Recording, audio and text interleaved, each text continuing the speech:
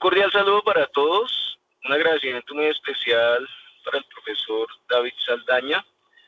El profesor David Saldaña es un ingeniero colombiano, realizó sus estudios doctorales en la Universidad de Minas Gerais en Brasil, es ingeniero de sistemas de la Universidad Nacional, actualmente es profesor de la Universidad de Leiden en Estados Unidos, trabaja en el área de la robótica, nos viene a presentar una charla muy interesante. Yo la comprendo, profe, por favor corríjame, porque no estoy mirando el título en este momento. Está orientado a una nueva, un paradigma orientado al desarrollo de robots aéreos. Correcto. Y bueno, agradeciéndole muchísimo, también agradecerle al profesor la iniciativa. El profesor me contactó y ahora estamos solicitando a IEEE RAS que Colombia sea sede en el año 2026 del Simposio Latinoamericano de Robótica, el LARS, y esperamos pues que sea así. Entonces, pues el profesor Saldaña no solamente lo vamos a encontrar hoy, sino que muy posiblemente tengamos el honor de saludarnos personalmente y de estrechar manos acá en Colombia cuando logremos realizar el LARS. Entonces, profe, bienvenido y agradeciéndole nuevamente en nombre del capítulo de Robótica de Automatización de IEEE Sección Colombia, que nos colabore compartiéndonos sus contribuciones. Profe, bienvenido, muchas gracias. Lo escuchamos. Bueno, muchas gracias, Henry, por la invitación. Para mí es un gusto compartir lo que hemos venido haciendo en mi laboratorio durante los últimos 6 a 10 años. Eso es lo que vamos a hablar hoy. Y bueno, todas las iniciativas que IEEE está organizando en Colombia, me parece muy chévere todo lo que se está cambiando para impulsar la robótica. ¿Se ve la presentación ya? No, señor, aún no. Aquí dice que estoy compartiendo toda la pantalla. Mm, a ver, sí, ¿se ve la pantalla compartida o no? Nada. Profe, no, yo lo veo a usted a través de cámara. A ver, voy a volver otra vez a compartir aquí.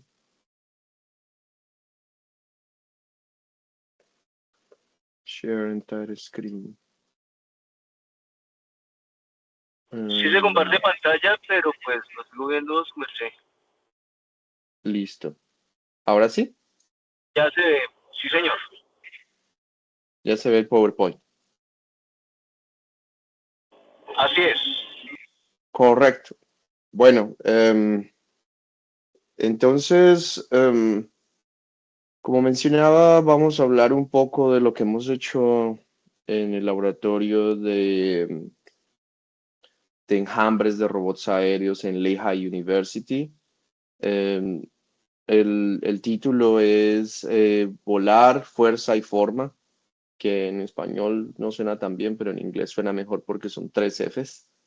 Y está relacionado en cómo se puede empezar a repensar la forma de cómo se está interactuando con los robots aéreos.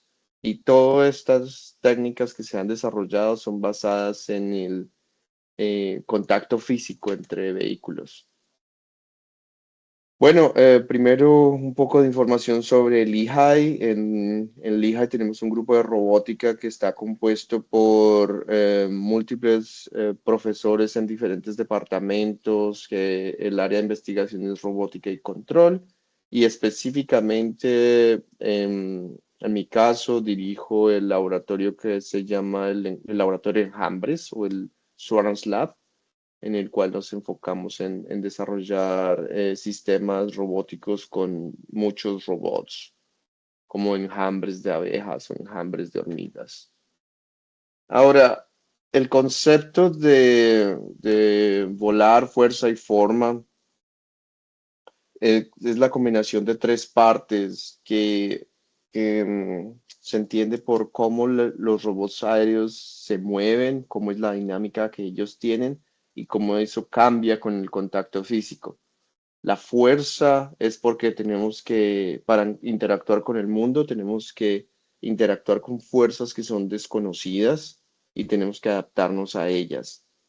Y la forma es porque en nuestros trabajos recientes mostramos cómo partimos de los robots rígidos a tener robots suaves, a robots que tienen diferentes configuraciones y cómo eso cambia la dinámica del sistema, cómo cambia cómo se mueven y cómo actúan. Ahora, esta parte de acoplar robots comenzó en el 2017, cuando estaba terminando mi doctorado en la Universidad de Pensilvania, y nos dimos cuenta de que los robots aéreos o los drones se podían conectar. Sí, esa fue una idea donde empezamos a decir, ¿qué tal si tenemos robots modulares que se pueden conectar en el aire? ¿Y cuáles son las ventajas de esta conexión? Es simplemente una nueva, algo diferente de forma visual, o en realidad puede cambiar cómo percibimos los robots y cómo desarrollamos robots aéreos. La primera idea fue sobre qué tal si usamos estos robots tipo Legos que se pueden ensamblar y formar estructuras para resolver problemas que querramos, como por ejemplo puentes. Necesitamos cruzar un río, llamamos el enjambre de robots, se ensamblan y nos crean el puente. Y a partir de estas ideas empezamos a elaborar y crear el laboratorio, y especialmente con mis dos primeros estudiantes de doctorado es que empezamos a avanzar. Una de las formas de que vimos que se puede usar la interacción entre robots es creando grippers o este tipo de mecanismo, una forma donde hay cuatro barras y cuatro bisagras. Y los robots en esta configuración tienen un grado de libertad que pueden usar para abrir y cerrar, y se puede usar para el transporte de objetos. En este caso lo usábamos hicimos la demostración para mostrar que se podía transportar una taza de café.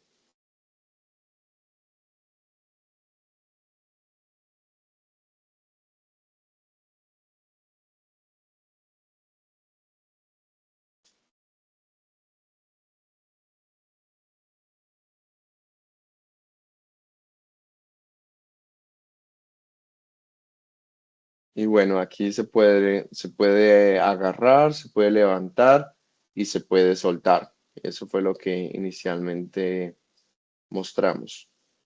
Entonces empezamos a ver cuáles son las propiedades durante el vuelo, qué pasa cuando estamos conectados. Y la clave es con la interacción física, cuando hay agentes externos que influyen en cómo se mueve el sistema. Van a afectar la dinámica de los robots aéreos, y especialmente si no se hace de forma correcta, van a fallar y mm, se pueden destruir. Entonces empezamos a caracterizar cuáles son los tipos de conexión. Lo primero es qué pasa si la conexión es rígida, qué pasa si hay articulaciones entre ellos. Estos se ha explorado por diferentes grupos de investigación. Y lo que es más reciente es qué pasa si las conexiones son elásticas o suaves. Sí, y eso es todo lo que vamos a explorar hoy de los avances que tenemos en esta área. Inicialmente, cuando tenemos conexiones rígidas, similar a como las abejas trabajan, las hormigas que pueden generar estos em, trabajos cooperativos, lo que tenemos es que tenemos un módulo que se puede ensamblar y formar una estructura. Cuando tenemos la estructura, vamos a tener un montón de fuerzas que están apuntando en diferentes direcciones, y dependiendo del tipo de estructura, las propiedades o las fuerzas que se pueden generar por el vehículo completo eh, van a cambiar. Y entonces empezamos a analizar cuáles son las tareas que se necesitan en robótica aérea, por ejemplo, transportar objetos, y cuáles son las estructuras que pueden satisfacer eso. Por ahí empezamos también a explorar la dinámica para los drones o los cuadrorotores. Cuando ellos quieren trasladarse, tienen que generar una inclinación para moverse horizontalmente. Con estas nuevas estructuras, nuestros robots se pueden mantener en el mismo lugar o se pueden trasladar sin necesidad de inclinarse, porque el trabajo cooperativo genera fuerzas en diferentes direcciones que les permite moverse sin la necesidad de rotar. Ya lo que expandimos en esta área fue en el área de control y cómo se pueden empezar a manipular este número de fuerzas que debe ser adaptado a la estructura que se tiene. Ya moviéndonos sobre la parte rígida, con mi primer estudiante de doctorado empezamos a estudiar cómo los objetos se pueden, qué pasa cuando uno quiere manipular objetos que son deformables y las fuerzas que ellos generan. Especialmente en robots aéreos se necesita actuar de forma rápida, adaptarse de forma segura, porque un error significa de que el robot va a caer y se va a dañar. Entonces empezamos con un problema de es qué pasa si hay una barra deformable y cómo empezar a modelarla. Cuando uno tiene una barra que se deforma, hay una fuerza que se genera en los extremos de donde uno lo está jalando, que depende de las propiedades del material y de la forma de la barra. En nuestro caso, lo desconocemos, todas esas propiedades las desconocemos, sabemos que hay una forma. Y lo que hicimos fue intentar buscar, desarrollar un controlador que pueda adaptarse a estas fuerzas.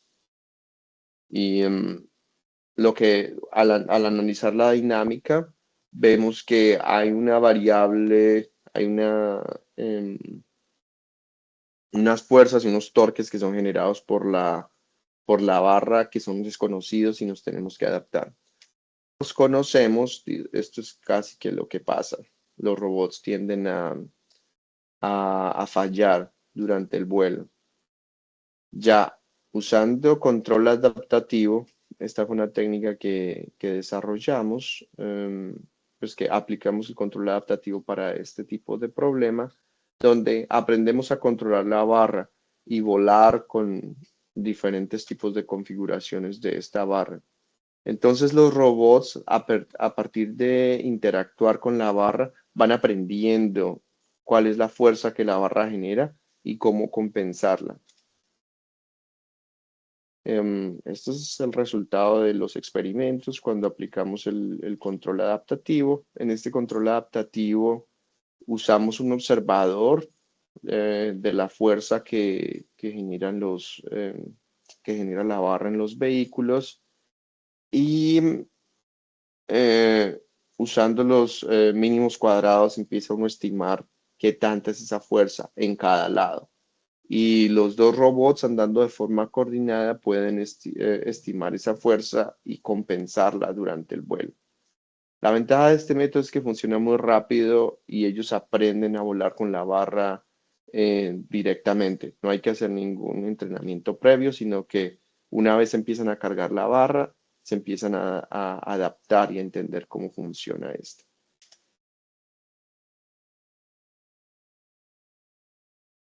Ahora vamos para la parte de las fuerzas. Tenemos fuerzas que son desconocidas, fuerzas que dependen del entorno.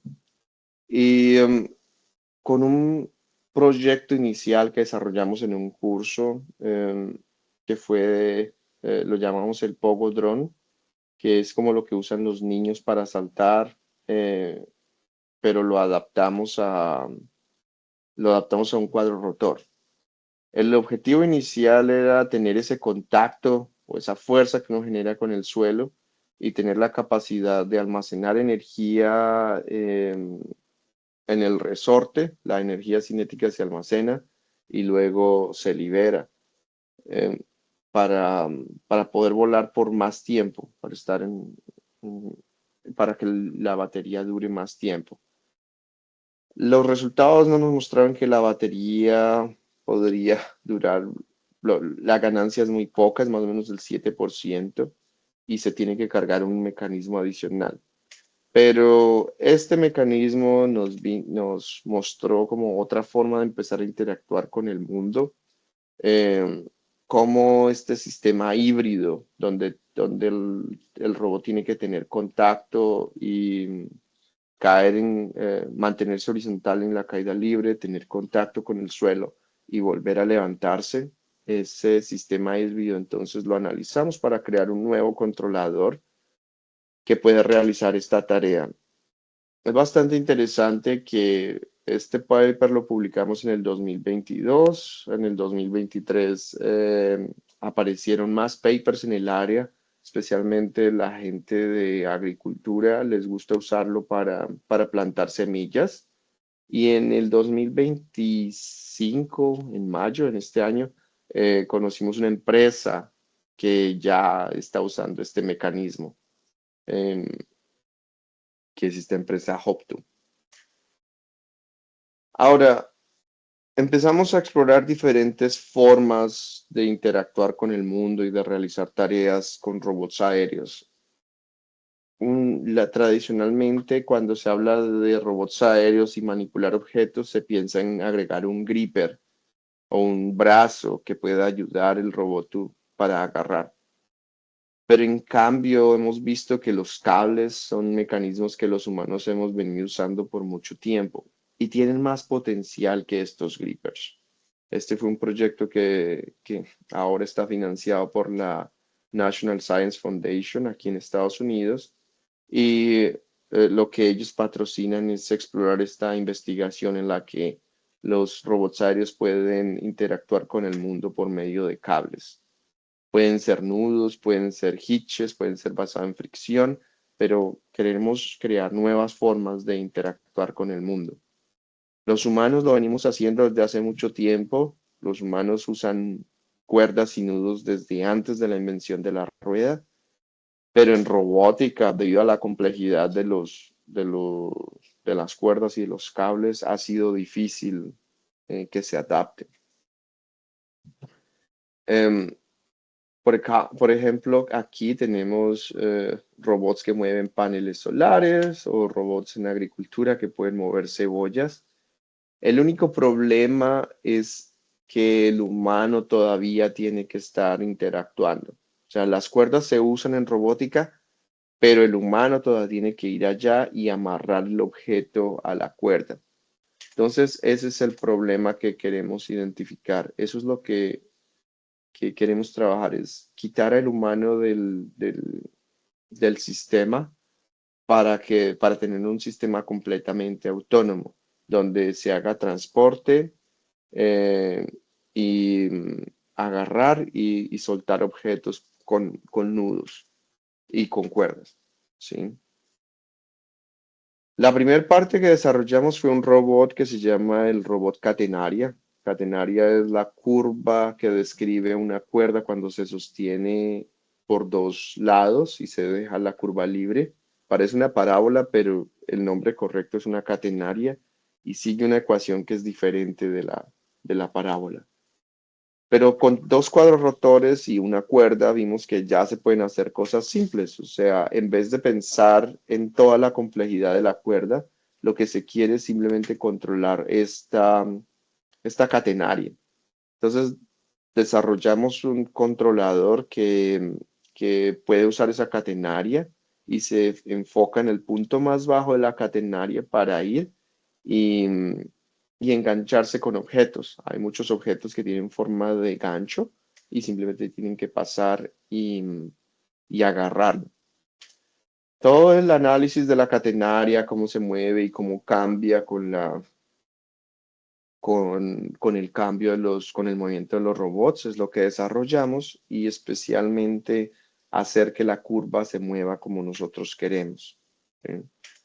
Una vez que tenemos esta catenaria y cómo la queremos mover, le decimos a los cuadrotores cómo actuar. Este es un ejemplo de cómo la catenaria se puede mover en diferentes formas y cómo ya tenemos control de esa curva. Ahora, la curva puede cambiar dependiendo del material. O sea, la catenaria no es una catenaria perfecta, pero el controlador se mantiene de forma similar. Ahora, esa misma catenaria es la que se puede usar para transportar objetos. Este fue un ejemplo de cómo se transportaban objetos durante COVID, porque lo que teníamos ahí era un desinfectante. Esto fue en el 2021. Luego, la catenaria no solo puede realizar esas acciones con ese tipo de objetos, sino que también hay objetos convexos o, por ejemplo, cubos que la cuerda se puede usar para jalar los objetos. Entonces, dependiendo de si hay fricción o no, podemos rotar el objeto o podemos jalarlo. Aquí podemos ver cómo esta es una superficie con alta fricción y lo que hacemos es jalar para rotar la caja. Y lo que hacemos es interactuar con la caja para moverla para donde nosotros queremos. Si hay fricción, si la fricción es baja, la podemos deslizar y la fricción es alta, lo que hacemos es rotar la caja.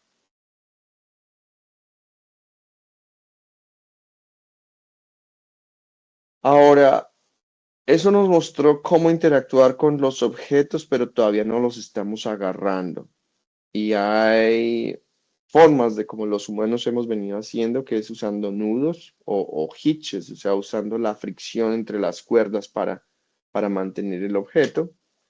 Y desarrollamos el primer sistema que puede generar nudos en el aire. Los resultados iniciales eran en simulación, y, pero mantenían las propiedades de los nudos. Entonces, si uno quiere hacer el nudo más básico, que es el nudo del trébol, eh, desarrollamos nuestra propia representación basado en catenarias y un algoritmo que nos hace eh, controlar los robots para que sigan y formen el nudo, sigan un camino. De esta forma, podemos, con nuestra nueva representación, podemos convertir un nudo deseado en catenarias y los robots se van a encargar de seguir ese camino para formarlo. Lo importante aquí es que esta nueva representación mantiene la topología del nudo original sobre si mantenemos ciertas condiciones y nosotros probamos analíticamente de que ah, para esas condiciones se puede mantener la topología. Ahora, esta es la simulación inicial de cómo se forma el nudo. Esta simulación fue hecha en un simulador en 3D que se llama Muyoko. El simulador ya estaba siendo un poco lento cuando teníamos más de 8 o 10 robots, que era lo que necesitábamos para formar ese nudo. Y entonces desarrollamos nuestro propio simulador en Python que muestra cómo las catenarias se mueven para formar nudos más complejos. Ahora, el nudo, lo que encontramos ahí es que requería muchos robots para poder mantener el cable y que los otros robots pudieran entrelazar el cable. Em, pero pensando en esta fricción que generan los cables y cómo se bloquean cuando uno los em, aplica tensión, desarrollamos otra técnica que se llama los hitches poligonales, ¿sí? Entonces, en vez de tener múltiples catenarias conectadas, lo que tenemos son tres catenarias separadas que se pueden entrelazar para formar un triángulo. Y bueno, esto se puede generalizar para cualquier polígono regular. Entonces tenemos n lados y n robots catenarias y lo que ellos hacen es entrelazarse en esta forma que está aquí en el diagrama. y formar el polígono y se pueden adaptar para el objeto que necesitemos trasladar. Nosotros hicimos el análisis de equilibrio y cómo se pueden mantener estas configuraciones cuando los robots empiezan a jalar, y vimos que se pueden hacer varias acciones en este tipo de robots. Sí, entonces tenemos, por ejemplo, aquí la acción de formar el hitch, donde cómo se entrelazan para formar ese triángulo. Una vez ya se tiene el triángulo, ellos pueden cambiar la forma, pueden deshacer el triángulo, pueden mover los vértices del triángulo, pueden mover los lados del triángulo y, y también pueden ajustar el largo del cable. Este estos avances vienen con muchos retos, especialmente con la fricción que se maneja entre los cables, y ese es un área de investigación que estamos explorando en este momento. Cómo apretar, cómo generar, cómo amarrar el objeto. Sí. Los avances iniciales que tenemos es aplicando este tipo de hitch en agarrar objetos reales, ¿sí?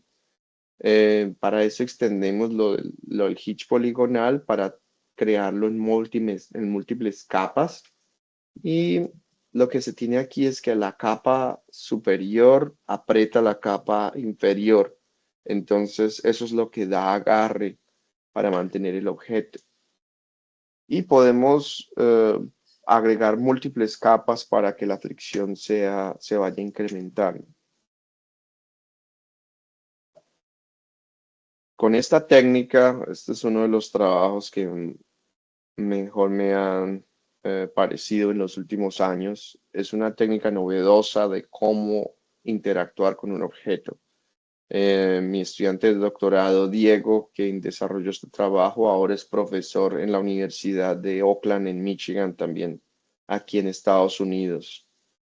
Y en este trabajo vimos cómo se puede ir desde entrelazar los cables hasta agarrar un objeto que es bastante pesado.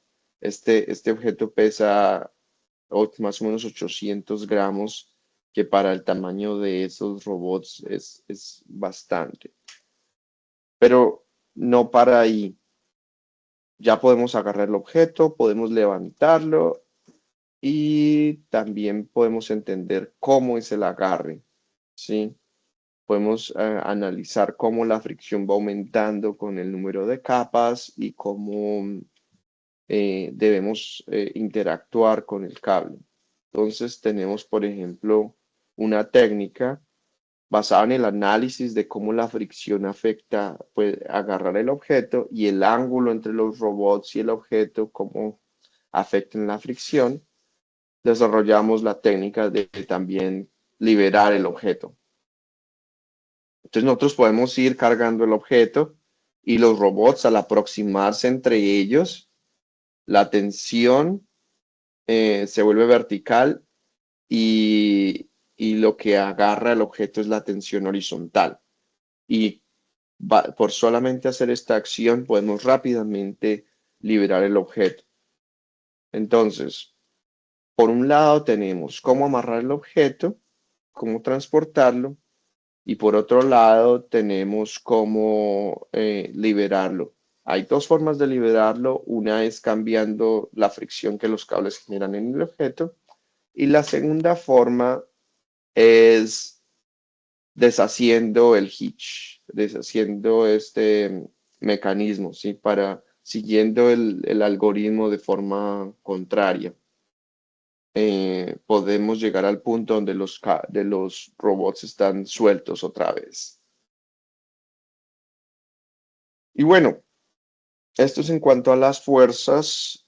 Ahora, para la forma. La forma juega una parte crucial en los robots aéreos.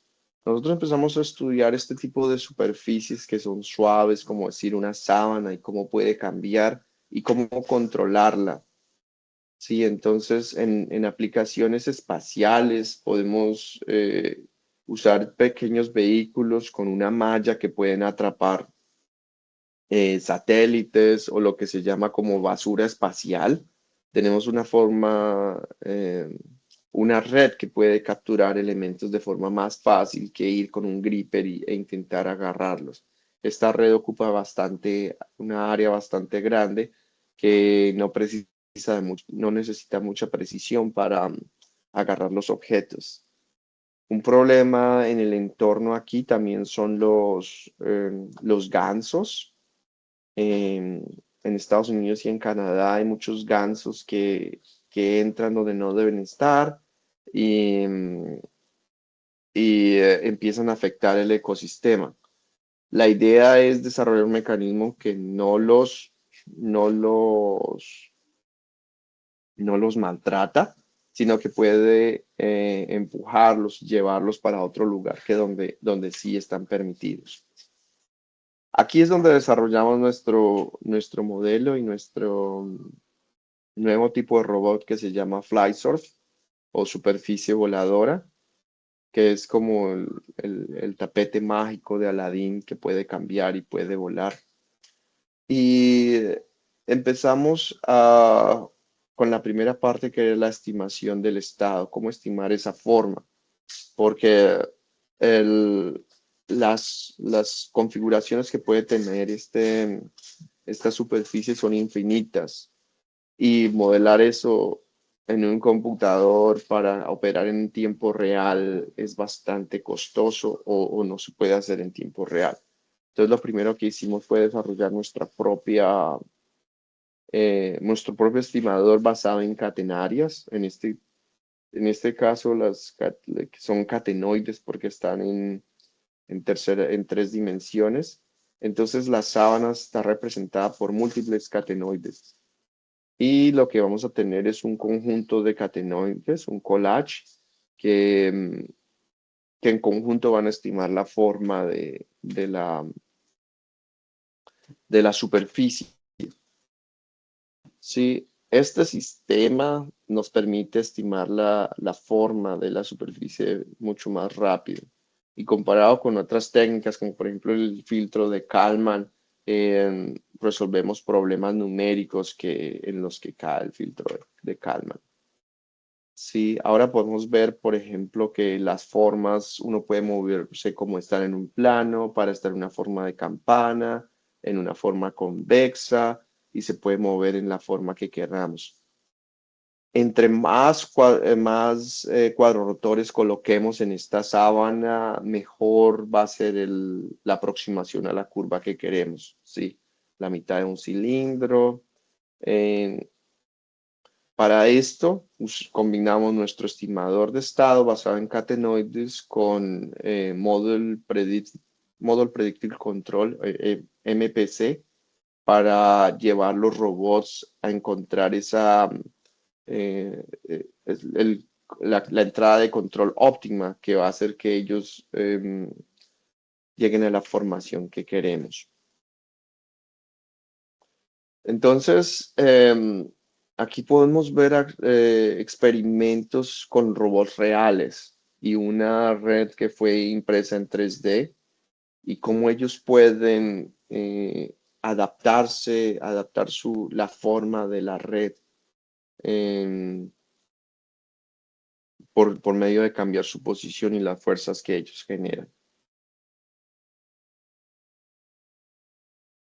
Bueno, hablando para terminar sobre plataformas y lo que hemos desarrollado, algo que está conectado con esto es el desarrollo de microblimps que hemos desarrollado en los últimos 3 años como parte de un proyecto con un entorno gubernamental, con una eh, a una entidad gubernamental. Y estos son los microblinks que pueden capturar objetos, pueden buscarlos, capturarlos y llevarlos a un destino, ¿sí? Y, y usamos muchos de ellos. Llegamos a hacer experimentos con 20 microblinks.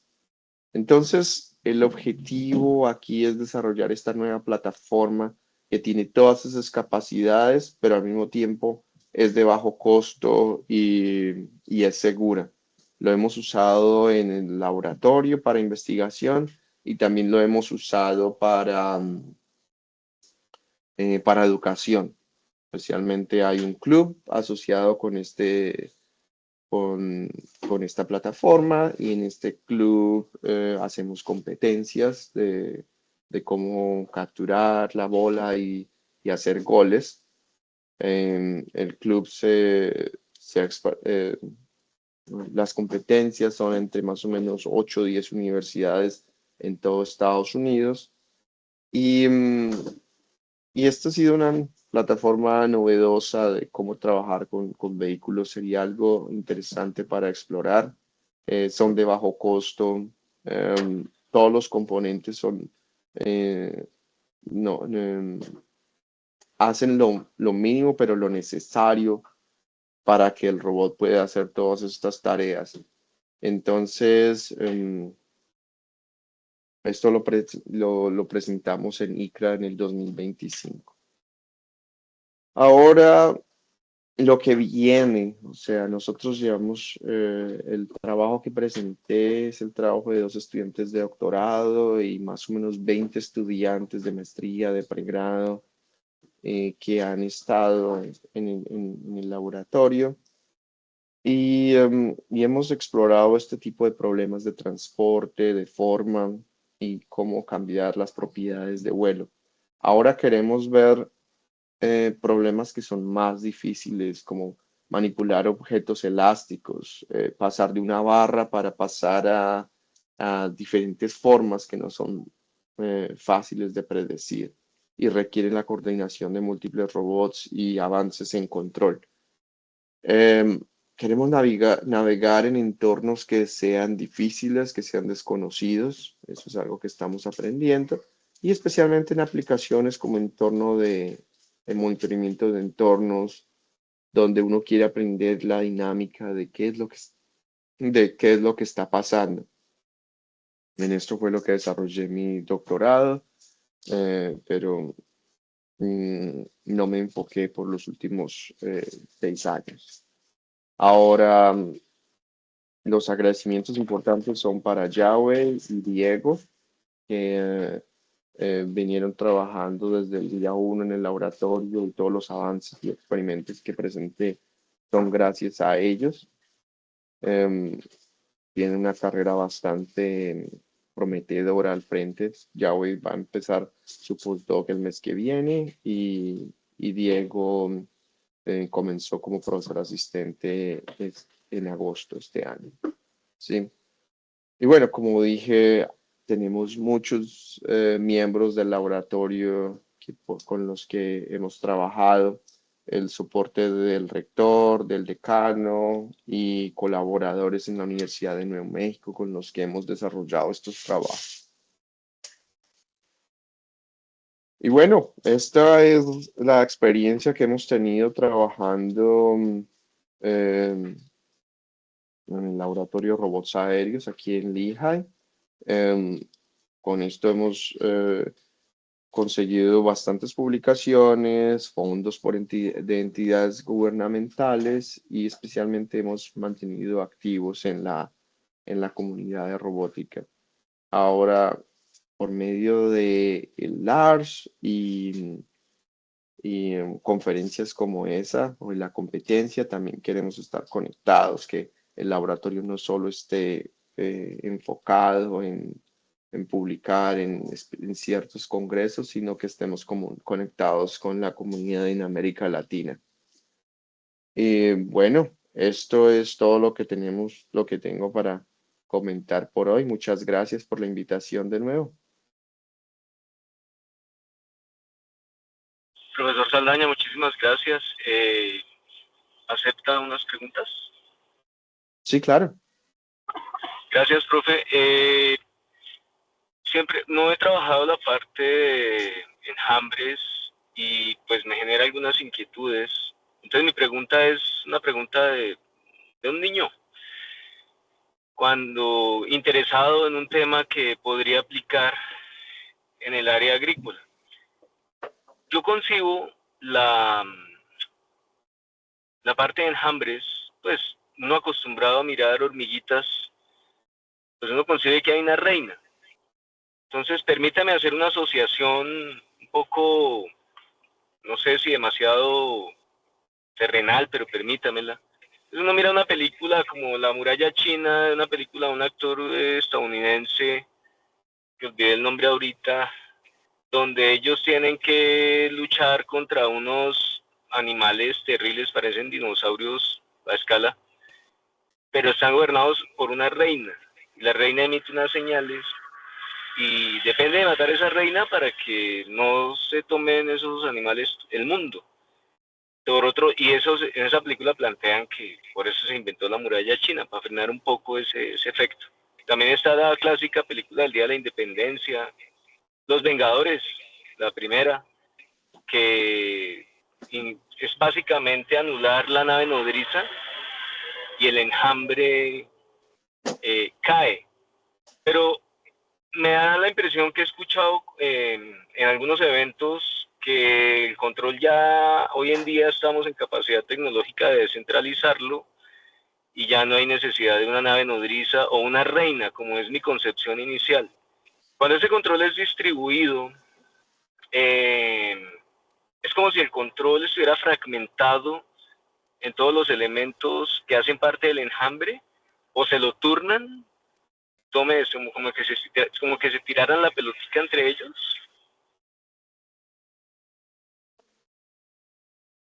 Bueno, pues la pregunta es excelente. Em, Están las tres abordajes. La primera es donde hay un computador central que le dice a todos qué hacer. Sí. Esa abordaje tiene el problema de que cuando van aumentando el número de robots, se va sobrecargando. Sí, o sea, si se tienen 10 robots, funciona bien, si se tienen 50, si se tienen 100, y si los robots están calculando una trayectoria óptima, eso quiere decir que son 100 procesos de optimización que se tienen que correr en paralelo, ¿sí? Si se habla de 1000, empieza a complicarse el problema. Entonces, una entidad central tiene muchos problemas en escalabilidad y la segunda de que si se desconectó la nodriza, pueden ser 1000 robots, pero todos se desconectan, ¿sí? Entonces, por eso la comunidad empezó a estudiar algoritmos distribuidos y cómo hacer para que el sistema opere eh, sin necesidad de depender de un elemento central. O puede que sea algo híbrido, como que ya no tenemos un agente central, sino que pueden ser varios, ¿sí? Y si uno se cae, otro toma el control. En estos algoritmos distribuidos, bueno, yo no hablé mucho de eso aquí, porque no hay tanto tiempo de lo que hemos trabajado. Eso lo trabajé antes de trabajar como profesor. Em, También tienen ciertos problemas. Ellos pueden, por ejemplo, coordinar dónde encontrarse, cómo hacer consenso, eh, pero también son vulnerables a que si hay agentes en la red que envían información errónea, también el sistema puede fallar, ¿sí?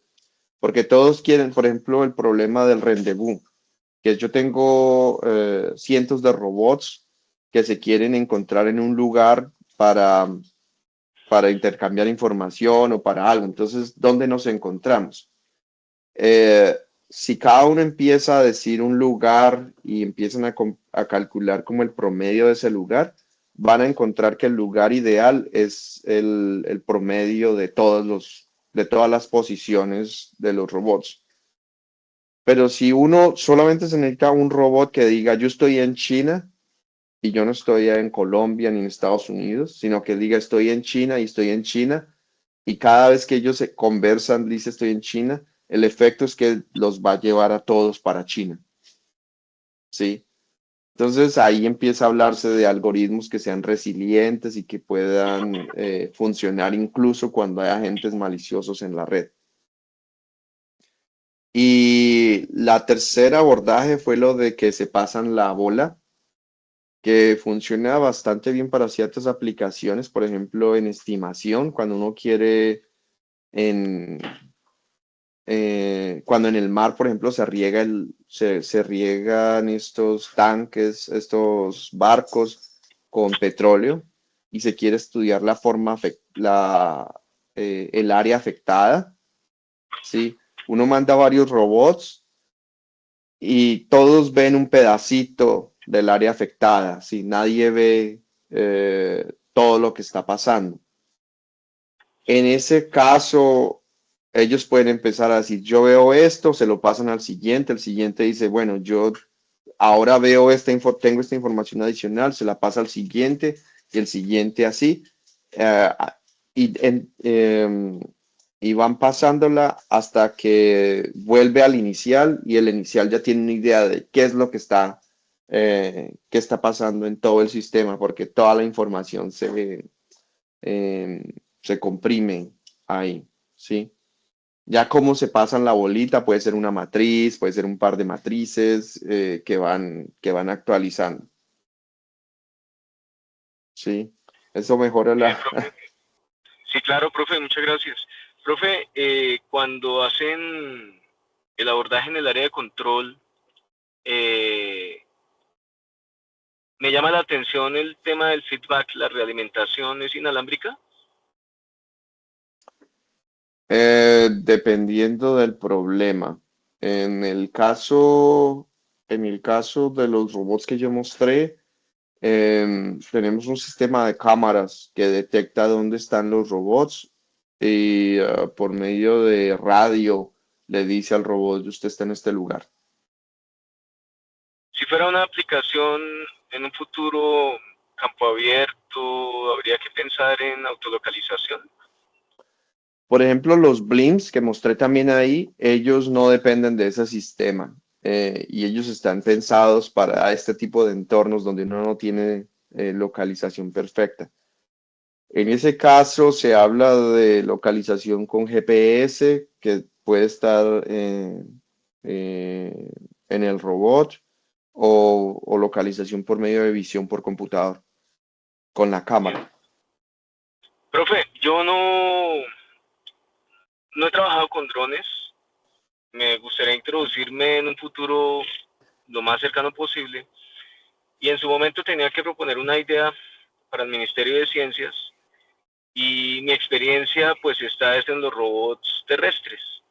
Entonces localizamos en los llanos colombianos cultivos de plátano y vimos la posibilidad de proponer un robot que fuera tomándole fotos a las hojas desde abajo porque hay enfermedades que nacen inclusive en la parte, la llaman el embés de las hojas. Y entonces yo dije, no, yo no quiero, voy a proponer y voy a insistir en el robot terrestre porque lo que yo observo con los drones que se hacen son sobrevuelos. Y pues entonces intuyo que no voy a poder detectar enfermedad desde abajo. Y por otro lado, pues pensar en un dron que se mantuviera bien en la mitad de un surco en largas distancias, pues era algo a lo que la verdad yo no me quería comprometer por los avances que he visto de robots andando en bosques o en surcos de cultivo con un control bien fino. Bueno, afortunadamente con la propuesta como la entregué, el proyecto pasó, pero justamente en estos días estamos hablando con estudiantes que participan, que qué tal sería, y usted ahorita pues me muestra algo que abre como el panorama.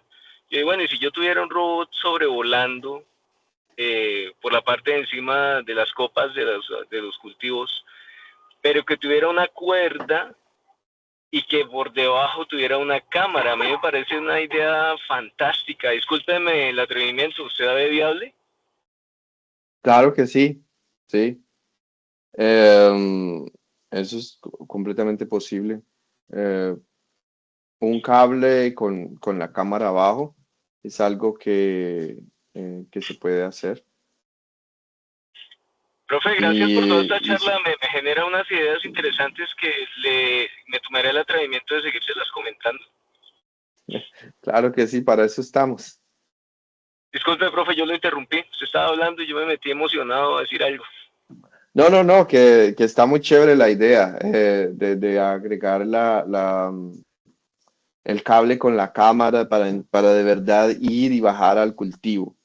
Y no hay problema de que las hélices tengan, como va a estar alto, no va a tener problema de que se choque con hojas o algo así, pero la cámara puede ir. E incluso cuando la cámara va bajando, podrían ser dos cámaras, una que mira hacia abajo y una que mira hacia arriba. La de abajo para que vaya guiando el robot para que se deslice entre las hojas, ¿sí?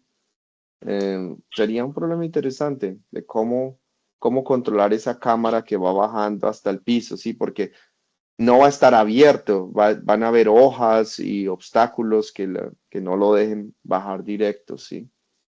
Em, para que no se vaya a enredar. Y luego otra cámara que mire a la planta. Em, sería muy chévere ver un proyecto de ese estilo. Sí, pues justamente casualmente lo estábamos pensando hace unas 2 semanas, que estábamos en medio de un cultivo experimentando y decíamos, ¿será que? Bueno, siempre aparece la pregunta. Eh, Del público asistente a quienes les agradecemos el esfuerzo, sabemos que pues un sábado en la tarde, pero bueno, aquí estamos y si tienen alguna inquietud, por favor procedan. Alejandro, tienes la palabra. Ah, ¿ahí me escuchan bien? ¿Sí? Sí, Alejandro, te debo una gran disculpa, tuve un error y miré que coloqué el link errado inicialmente, pero gracias por estar acá. Listo, no hay problema, profe. Profe David, yo tengo una pregunta. Para el tema del control, sobre todo si estamos en entornos externos, adicional a lo que es Visual Inertial Odometry, yo quisiera entender en qué escenarios es recomendable utilizar MPC o NMPC. Sé que lo he visto en varios papers, pero no, apenas estoy como un poco familiarizado con el MPC, pero no sé en qué escenarios debería usar uno o el otro. Eh, a ver, creo que eran dos preguntas, ¿cierto? Una, la del Visual Odometry, o un sistema que es basado en odometría visual y si se puede usar en PC, ¿cierto? Sí, sí, y por qué debería usarlo o por qué en MPC o sin ninguna de las dos. O sea, la parte principal con MPC es que se necesita un modelo y él funciona bien, la entrada, después del proceso de optimización, da una entrada que va a hacer que el sistema se comporte como uno quiere si el modelo es preciso, ¿sí? Si uno tiene buena idea de cómo es el modelo del sistema. Ahora, en entornos externos hay muchas variables que hacen que el modelo no funcione bien. Sí, por ejemplo, hablando en la agricultura, cuando digamos que uno quiere que se mueva rápido entre árboles, ¿sí? El modelo no tiene en cuenta o debería incluirse el modelo de que las ruedas se pueden deslizar dependiendo del terreno, de que el terreno cambia. Ahí en PC no da un buen resultado porque normalmente es difícil tener un modelo cercano al modelo real. ¿Sí? Mm. Ahora, la parte de visión trae más problemas porque la estimación es lo que en el loop de control, la estimación va a depender precisamente del sistema de visión. Y el sistema de visión puede fallar en muchos casos. Entonces, ahí ya tocaría mirar específicamente cuál es la aplicación, cuál es el escenario, eh, para decir, bueno, aquí podemos usar audiometría visual, con MPC, y los resultados van a ser buenos, ¿sí? Yo diría que cuando el entorno es bien controlado y se conoce bien, sería la mejor situación, ¿sí? Puede ser un entorno externo, pero por ejemplo puede ser andar en una cancha de fútbol, ¿sí? Siempre es pasto, Constante. siempre es grama. La grama tiene como el mismo patrón, no hay huecos, digamos que no hay barro ni llovió el día anterior, pero es tipo homogéneo, digamos que uno puede tener un modelo decente de cómo se comportaría el vehículo ahí. Y la parte de visión ayudaría bastante porque el robot se puede localizar viendo las líneas, los arcos, y puede saber dónde está. Entonces tendríamos un loop de control que la estimación es buena y el modelo también es bueno. Ok, listo. Muchas ¿No? gracias. ¿Listo? Ok, buena pregunta. Profe, yo también vi hace poco que los dirigibles están de vuelta y asocié un poco los dirigibles con los LIMS. Por favor, indíqueme si estoy algo desfasado o mucho. Sí, los dirigibles es la misma idea del Blim, ¿no? Ahora en California creo que Google y hay otras empresas que empezaron a desarrollar Blims para transporte. Por ejemplo, hay demasiado transporte de productos entre China y Estados Unidos que se hace por avión. El consumo de gasolina que tienen esos aviones es altísimo. Si eso se pudiera reemplazar por un blimp, eh, pues la huella de carbono caería un montón. Entonces la gente empezó a explorar esa posibilidad, especialmente para el transporte de esos paquetes masivos. Es algo que se ha empezado a explorar. Hay un documental, no me acuerdo, que habla, que pues da los números de cuál sería el impacto de si se pasara a BLIMS sobre aviones. Sí. Em, los BLIMS en investigación se han visto, en los últimos 5 años, se han visto más comunes, especialmente porque, por ejemplo, en la plataforma que nosotros mostramos con una batería pequeñita de 350 miliamperios, que eso es lo que usa un juguete, el Blink puede volar por más de una hora. ¿Sí? Con la misma batería, un cuadrotor dura 4 minutos en el aire. Entonces ya tenemos una plataforma que uno puede dejar en el aire, que puede volar por horas y no se tiene que estar preocupando de cambie baterías cada 5 minutos. Sí, Sí, esos profe, son de los... discúlpeme, profe, lo No, interrumpí. no, tranquilo, tranquilo. No, un blimp para agricultura, lo que le había comentado. Sería bastante interesante también, especialmente porque no hace ruido. Entonces no espanta a los animales, no los asusta. Eso es bien importante por temas agroecológicos. Sí. ¿Alguien del público alguna pregunta?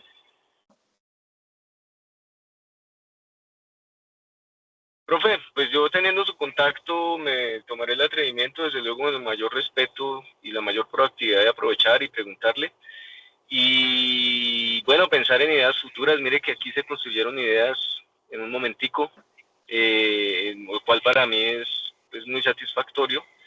Y agradecerle en nombre de la comunidad asociada a la sociedad, nuestro capítulo profesional de robótica de automatización en Colombia, que, profe, pues cuando se pegue la pasada por Colombia, su país, avisa y echamos tintico. Claro que sí. Muchas gracias de nuevo, Henry, por la María Alejandra, María invitación. Bueno, María Alejandra. Alejandra. Hola, buenas tardes, profesor. Hola, María Alejandra. Eh, tengo una duda con respecto a cuál fue el mayor obstáculo que ocurrió durante las pruebas reales con los BLIM. causó curiosidad cuando leí el artículo? Qué buena pregunta. Em, el mayor obstáculo y la mejor lección en este proyecto es aprender a hacer las cosas simples.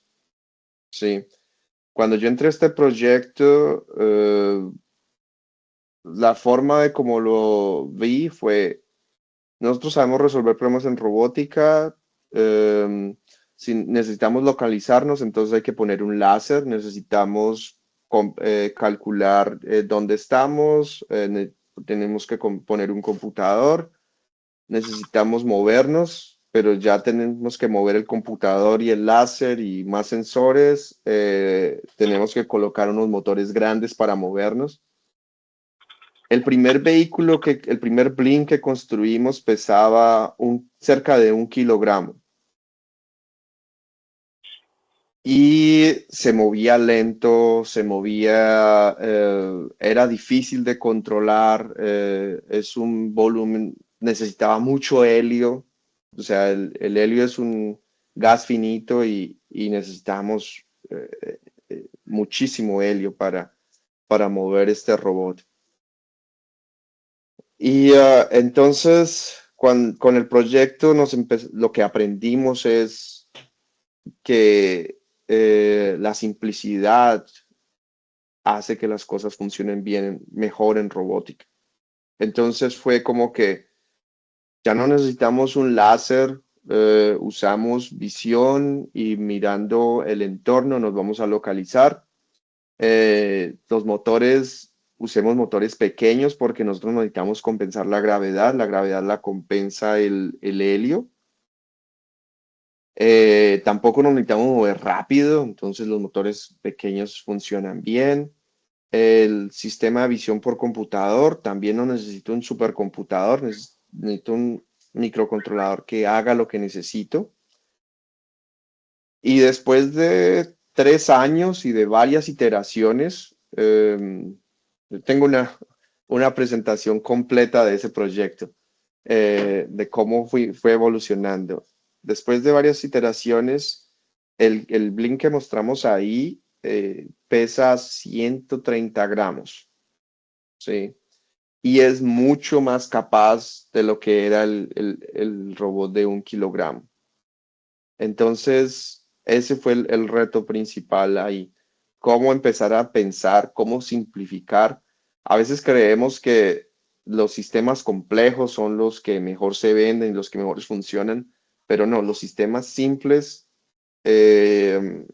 son los que mejor desempeño pueden dar. Ahora, siempre hay un balance. ¿Qué tan simple voy, no? Y ahí fue donde, en algún momento quisimos que el robot completo pesara 60 gramos, pero nunca llegamos a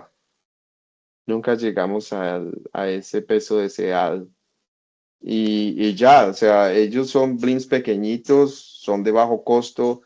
Eh, lo otro que olvidé hablar de esos blimps es que ya no jugamos con la supercapacidad del robot, sino con los números. Necesitamos capturar un objeto y moverlo. Entonces, en vez de tener un robot grande que hace eso, tenemos 10 pequeñitos. Y aquí es donde está la fortaleza de los enjambres.